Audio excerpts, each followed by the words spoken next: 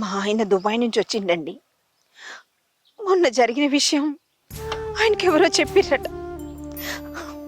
నాకు అతనికి ఏదో సంబంధం ఉందని అనుమానిస్తుండు. ఎంత చెప్పినా ఇంటలేడు. మెడ పెట్టుకొని ఇంట్లోంచి గెంటేసిండు.